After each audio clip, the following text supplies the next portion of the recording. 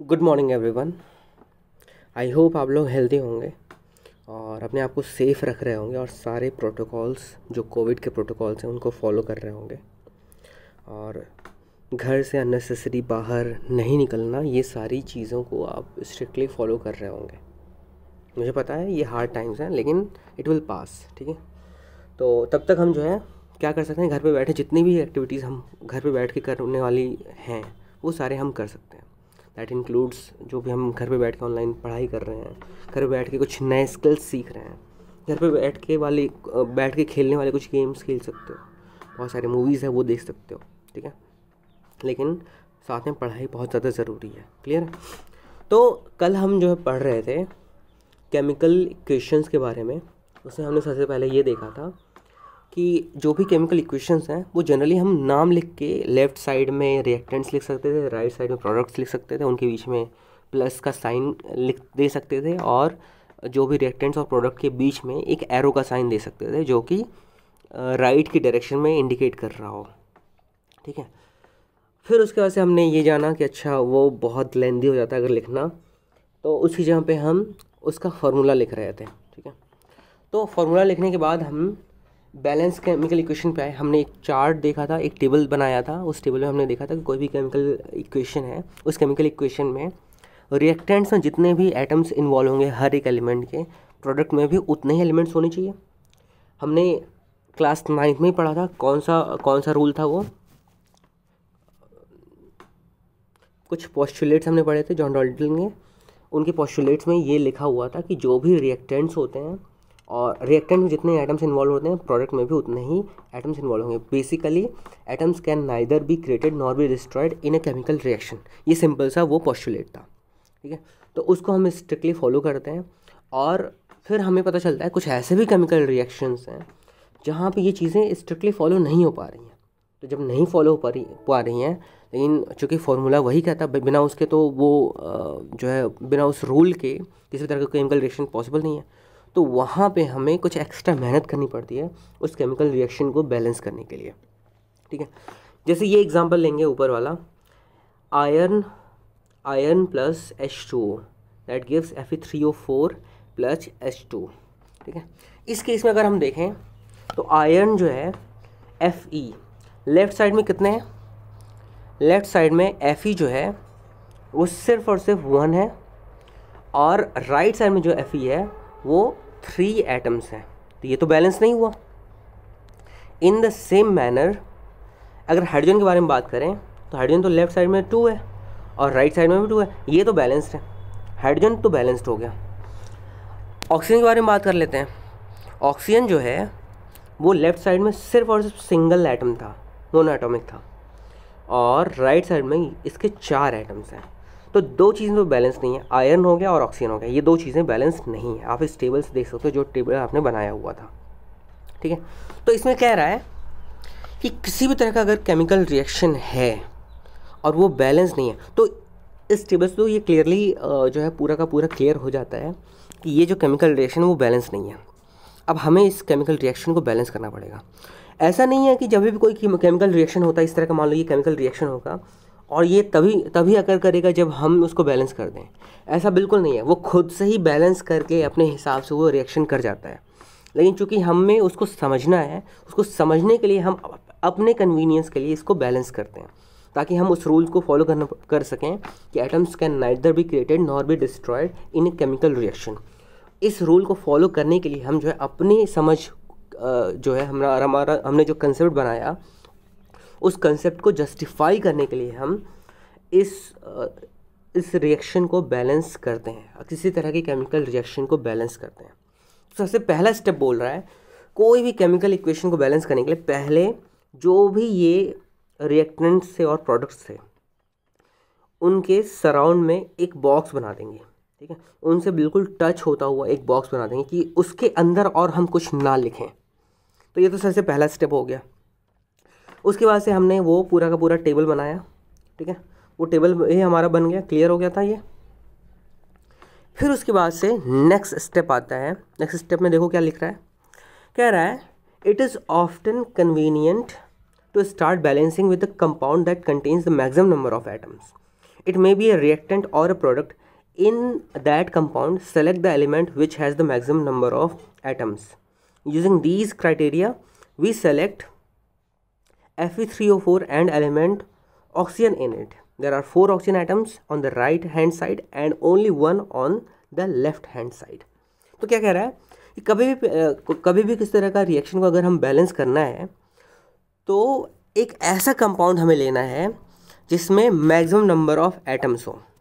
तो अगर हम इस रिएक्शन के बारे में बात करें, Fe plus H2O that gives Fe3O4 plus H2, इसमें सबसे ज़्यादा नंबर ऑफ एलिमेंट्स, सबसे ज़्यादा नंबर ऑफ एटम्स कौन से वाले कंपाउंड में है? इसमें तो Fe में तो सिर्फ और सिर्फ सिंगल यूनिट है। इसमें हाइड्रोजन के 2, ऑक्सीजन के 1, तो 3 हो गए ये। Fe3O4 में क्या कितने हैं? 3 आयरन के और ऑक्सीजन के 4, इसमें तो 7 हो गए। हाइड्रोजन में 2 हो गए। तो सबसे ज़्यादा नंबर ऑफ एटम्स किस में है? Fe3O4।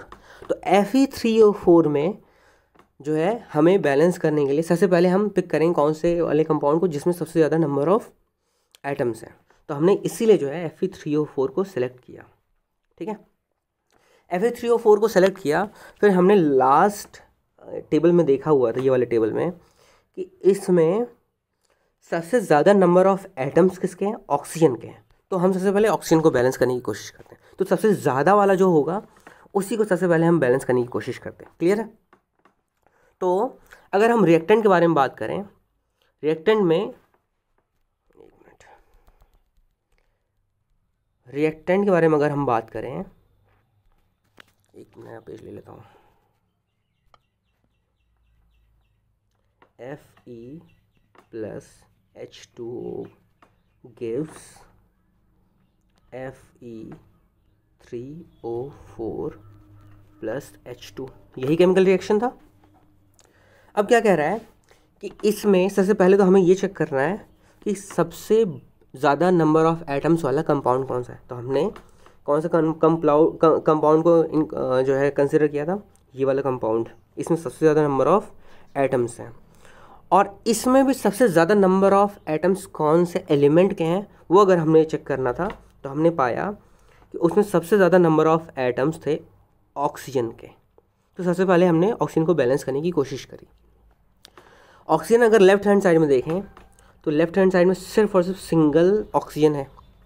राइट हैंड साइड में 4 ऑक्सीजन है। ठीक है, तो ये यहाँ तक क्लियर हो गया। अब उसके लिए जो है हमने एक और टेबल फिर से बनाया था। ठीक है, एक और टेबल बनाया, इसमें सेम उसी तरीके से हमने किया। एटम्स ऑफ ऑक्सीजन हमने देखा, उसमें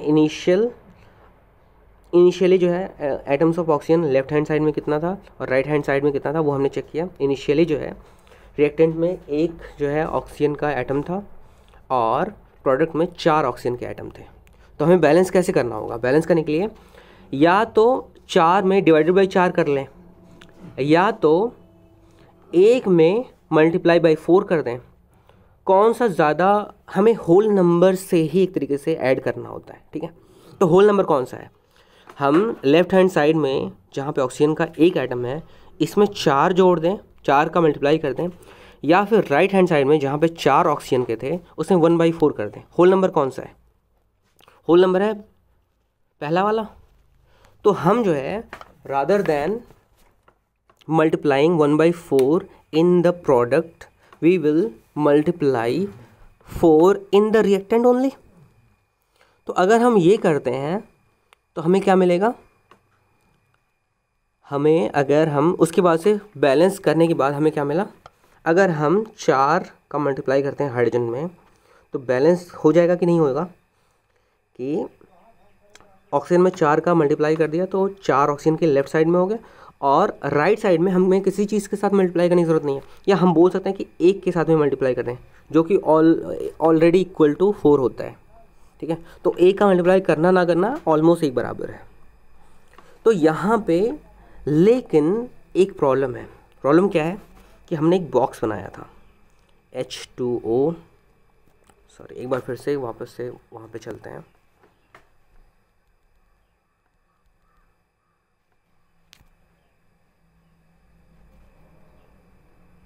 ये हमारा रिएक्टेंट था। इसमें हमने आयरन के सामने एक बॉक्स बनाया था, H2O के सामने एक बॉक्स बनाया था, Fe3O4 के साथ में एक बॉक्स बनाया था, और हाइड्रोजन के साथ में एक बॉक्स बनाया था। अब क्या है कि इन बॉक्सेस में के अंदर हम कुछ ऐड नहीं कर सकते। मतलब अगर अभी अभी जैसे हमने देखा कि इस ऑक्सीजन का लेफ्ट साइड वाला जो रिएक्टेंट्स वाला ऑक्सीजन था, उस ऑक्सीजन को 4 के साथ में हमें मल्टीप्लाई करना था। लेकिन ऑक्सीजन जो है किसके साथ में जुड़ा हुआ है? H2 के साथ में जुड़ा हुआ है, ठीक है, हाइड्रोजन के साथ में जुड़ा हुआ है। तो ऑक्सीजन के जस्ट सामने हम 4 नहीं मल्टीप्लाई कर सकते। हमें किसके साथ में मल्टीप्लाई करना पड़ेगा? इस बॉक्स के जस्ट बाहर, इस बॉक्स के जस्ट बाहर हमें 4 को मल्टीप्लाई करना पड़ेगा। तो हम कहाँ पे मल्टीप्लाई करेंगे? यहाँ पे 4 मल्टीप्लाई करेंगे। अब इससे प्रॉब्लम, एक तो प्रॉब्लम सॉल्व हो गई।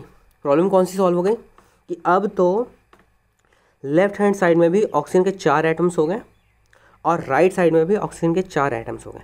लेकिन अब एक प्रॉब्लम हमारी बढ़ गई। प्रॉब्लम कौन सी बढ़ गई? अब चूंकि ये वाला जो कंपाउंड है, ये वाला जो कंपाउंड था H2O, इसके सामने जब मैं 4 मल्टीप्लाई कर दूंगा, इसका मतलब क्या हुआ? इसका मतलब ये हुआ 4 × H2 और दूसरा 4 × O। तो अब हाइड्रोजन के कितने हो गए? 8 एटम्स हो गए। हाइड्रोजन के 8 एटम्स हो गए और ऑक्सीजन के 4 एटम्स हो गए। ऑक्सीजन तो बैलेंस हो गया, लेकिन हाइड्रोजन अनबैलेंस हो गया। अब इस केस में हाइड्रोजन को बैलेंस करने के लिए हम आगे क्या करेंगे? चूँकि लेफ्ट साइड में अब जो है हाइड्रोजन ज़्यादा हो गया है और राइट साइड में हाइड्रोजन कम है, तो राइट साइड वाले हाइड्रोजन में कुछ मल्टीप्लाई कर देंगे। राइट साइड वाले हाइड्रोजन में हम क्या करेंगे? लेफ्ट साइड LHS के बारे में बात करें और RHS के बारे में बात करें। इस केस में हम हाइड्रोजन के बारे में बात करेंगे। हाइड्रोजन के, अगर हम हाइड्रोजन के बारे में बात करें तो LHS में पहला बैलेंस के बाद में LHS में कितना हो गया था? 4 × 2 = 8। यहाँ पे 8 एटम्स हो गए थे। और राइट साइड में कितने थे? राइट साइड में हमने ये देखा था, राइट साइड में तो हमने अभी तो छुआ ही नहीं था इसको। राइट साइड में अभी भी H2 है, मतलब 2 एटम्स हैं, ठीक है। हाइड्रोजन के लेफ्ट साइड में 8, राइट साइड में 2। अब वापस से हम क्या करें कि बैलेंस हो जाए?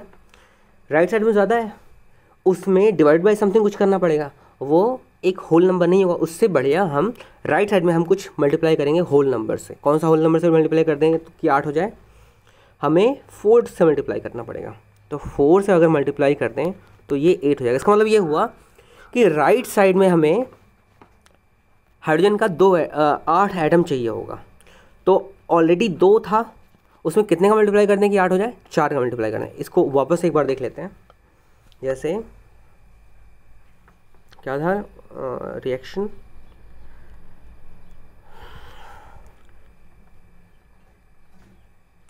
Fe plus H2O gives Fe3O4 plus H2, ठीक है। इस केस में हमने सभी के सामने एक बॉक्स बनाया हुआ था। उस बॉक्स के अंदर कुछ भी मल्टीप्लाई नहीं हो सकता। उस बॉक्स के लेफ्ट साइड में हमें कुछ मल्टीप्लाई करना पड़ेगा, ये भी रूल है, ठीक है। हमने चूँकि ऑक्सीजन को बैलेंस करने के लिए इस कंपाउंड के सामने जो प्रोडक्ट में कंपाउंड है उसमें, इसमें तो कुछ नहीं ऐड किया था, ये ऑलरेडी बहुत ज़्यादा था। तो हमने जो रिएक्टेंट्स है उसमें हमने 4 एटम्स, 4 मॉलिक्यूल्स ऐड किए थे H2O में ऑक्सीजन को बैलेंस करने के लिए। अब 4 मॉलिक्यूल्स अगर ऐड किया तो हमने ऑक्सीजन के 4 मॉलिक्यूल्स तो मिल गए थे, एटम्स मिल गए थे, लेकिन हाइड्रोजन के भी हमें 8 एटम्स मिल गए। तो लेफ्ट साइड में अगर हाइड्रोजन के 8 एटम्स थे, हमें राइट साइड में हाइड्रोजन के 2 एटम्स हैं। उसको बैलेंस हम कैसे करेंगे? उसको बैलेंस करने के लिए इसके सामने हमें 4 एटम्स और लिखना पड़ेगा। तो क्या अब इस सिनेरियो में हाइड्रोजन और ऑक्सीजन बैलेंस हो गया? हाइड्रोजन के लेफ्ट साइड में 8 है, राइट साइड में भी 8 है। ऑक्सीजन का लेफ्ट साइड में 4 है और ऑक्सीजन का राइट साइड में भी 4 है। तो हाइड्रोजन और ऑक्सीजन तो बैलेंस हो गया। आई होप यहाँ तक आपको क्लियर हो रहा होगा सारा कुछ, ठीक है। तो ये वही उन्हीं सारी चीज़ों को इसने बताया हुआ है कि जब भी कंपाउंड वगैरह को जो इन्वॉल्व होता है उसको बैलेंस करने के लिए हम हमेशा लेफ़्ट साइड में एक होल नंबर ही लिखते हैं। हम फ्रैक्शंस नहीं लिख सकते, क्लियर है। हम इसको भी नहीं लिख सकते, इस फॉर्मेट में नहीं लिख सकते, इस फॉर्मेट में हम हमेशा लिखते हैं। तो अगर देखा जाए तो इसीलिए सबसे पहला स्टेप इसने क्या किया है, ऑक्सीजन को बैलेंस करने के लिए, ऑक्सीजन ऑलरेडी राइट साइड में ज़्यादा था, लेफ्ट साइड में बैलेंस करने लेफ्ट साइड में हमने ऑक्सीजन वाला जो मॉलिक्यूल था या ऑक्सीजन वाला कंपाउंड था, उस कंपाउंड के जस्ट सामने 4 मॉलिक्यूल्स हमने मल्टीप्लाई कर दिया। ऑक्सीजन बैलेंस हो गया। जब ऑक्सीजन बैलेंस हो गया, इस केस में हाइड्रोजन जो है बैलेंस अनबैलेंस हो गया। जब हाइड्रोजन अनबैलेंस हो गया, उस हाइड्रोजन को बैलेंस करने के लिए हम क्या करेंगे, लेफ्ट साइड में चूँकि हाइड्रोजन के ऑलरेडी 8 एटम्स थे, राइट साइड में हमें 4 से मल्टीप्लाई करना पड़ेगा, तो हाइड्रोजन का भी पूरा का पूरा बैलेंस हो जाएगा। तो अब जो है फाइनल जो इक्वेशन बना, वो इक्वेशन क्या बना, आयरन अभी बैलेंस नहीं हुआ है, H2O बैलेंस हो गया, लेफ्ट साइड में भी H2 और O हाइड्रोजन और ऑक्सीजन बैलेंस हो गया, और राइट साइड में हाइड्रोजन और ऑक्सीजन बैलेंस हो गया। कैसे, लेफ्ट साइड में अगर हम वापस से वही चार्ट बनाते, ठीक है, अगर वही चार्ट बनाते हाइड्रोजन का और ऑक्सीजन का, तो LHS में हाइड्रोजन के कितने हैं 8, और RHS में भी हाइड्रोजन के 8 एटम्स हैं। In the same manner oxygen के लेफ्ट साइड में 4 एटम्स हैं, और राइट साइड में भी ऑक्सीजन के 4 एटम्स हो गए। यहाँ तक तो अब सारा कुछ बैलेंस हो गया। अब बस बचता है एक ही एलिमेंट, और वो एलिमेंट है आयरन। अब तो बहुत आसान हो गया। आयरन के साथ में क्या है, अब आयरन के साथ में देखो, अगर राइट साइड में हमने जब कंपाउंड के साथ में Fe3O4 था, इसके सामने हमने कुछ भी नहीं मिलाया था, ठीक है, तो इसमें जो है राइट साइड में आयरन के 3 एटम्स थे। जब रिएक्टेंट के बारे में बात करें, उसमें आयरन के सिर्फ और सिर्फ एक ही एटम था। तो इसमें तो बड़ा सिंपल सा है, इसमें होल नंबर कौन से होल नंबर से मल्टीप्लाई करना पड़ेगा, लेफ्ट साइड में या राइट साइड में। हमें इस केस में चूंकि लेफ्ट साइड वाला ज़्यादा छोटा है, तो उसमें हमें 3 का मल्टीप्लाई करना पड़ेगा, वो ज़्यादा आसान है, होल नंबर है। तो इस केस में अब मैंने क्या किया, फाइनली जो ये बॉक्स ऑलमोस्ट ख़त्म हो चुका है, इस बॉक्स मतलब ऑलमोस्ट कंप्लीट हो चुका है। तो इस केस में हमने क्या किया, जैसे पहले हमने H2O के सामने 4 लिखा था, फिर हाइड्रोजन के सामने 4 लिखा था। अब आयरन जो है राइट साइड में 3 था, उसको बैलेंस करने के लिए लेफ्ट साइड में आयरन के सामने 3 लिख दिया। अब क्या ये बॉक्स पूरी तरीके से कंप्लीट हो चुका है? अब क्या लेफ़्ट और राइट दोनों ही बैलेंस हो चुके हैं? तो अगर हम लेफ़्ट और राइट दोनों की बात करें, तो क्या लेफ़्ट और राइट दोनों ही बैलेंस हो चुके हैं? तो आंसर है यस। लेफ़्ट साइड में भी आयरन का 3 है, राइट साइड में 3 है। हाइड्रोजन का लेफ़्ट साइड में 8 है, तो राइट साइड में भी हाइड्रोजन का 8 है। लेफ़्ट साइड में ऑक्सीजन का 4 है, तो राइट साइड में भी ऑक्सीजन का 4 है। चूँकि 3 ही एलिमेंट्स थे, 3 ही तरह के एटम्स थे, ठीक है, तो तीनों के तीनों लेफ़्ट साइड में और राइट साइड में बैलेंस हो गए। अब जब बैलेंस हो गया, अब इसको फाइनली इक्वेशन के फॉर्म में हम कैसे लिखते हैं? अब बॉक्स को हटा के बाकी सारी चीज़ें एज इट इज़ लिख लेते हैं।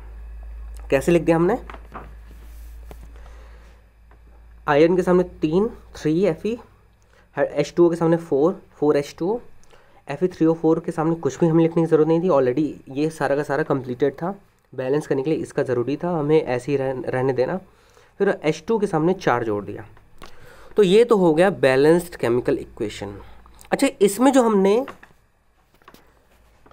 जो नंबर ऑफ मॉलिक्यूल्स और नंबर ऑफ एटम्स हमने लेफ़्ट साइड में ऐड किया, बॉक्स के लेफ़्ट साइड में, जैसे Fe3O4 आयरन के सामने, आयरन के बॉक्स के लेफ़्ट साइड में हमने कुछ लिखा, 3 लिखा, 4 लिखा, 10 लिखा, जितना भी लिखा हो, वो चूँकि नंबर ऑफ एटम्स या नंबर ऑफ मॉलिक्यूल्स दिखा रहा था, क्योंकि इसमें हमने अपनी तरफ से हिट एंड ट्रायल किया, अपनी तरफ से जो है अलग अलग नंबर्स रख के देखा। इसीलिए जो है इस तरह के मेथड को क्या बोलते हैं? Hit and trial method. इस मेथड को क्या बोलते हैं? हिट एंड ट्रायल मेथड, ठीक है। तो एक ऐसा process of balancing chemical equations जिसमें हम हिट एंड ट्रायल मेथड का यूज़ करें, जिसमें हम अलग अलग नंबर्स डाल के चेक करने का प्रोसेस करते हैं। इस प्रोसेस को क्या बोलते हैं? Hit and trial method of balancing a chemical equation, ठीक है। इसमें हमेशा याद रखना कि स्मॉलेस्ट होल नंबर्स कोफिशिएंट लेना होता है, ठीक है। ये हमेशा आपको याद रखना है कि स्मॉलेस्ट होल नंबर कोफिशिएंट लेना होता है। अभी यहीं तक नहीं रह गया है, क्योंकि ये लेक्चर काफ़ी लंबा हो गया है, आगे हम कंटिन्यू कर लेंगे नेक्स्ट लेक्चर में, ठीक है। तब तक आप रिवाइज़ करोगे और इस पे बेस्ड और भी बहुत सारे जो भी एग्जाम्पल आपको मिलते हैं जो अनबैलेंस केमिकल इक्वेशंस हैं उसको प्रैक्टिस करना है, ठीक है। तो यहीं ख़त्म करते हैं, बाकी नेक्स्ट लेक्चर में मिलते हैं। Thank you.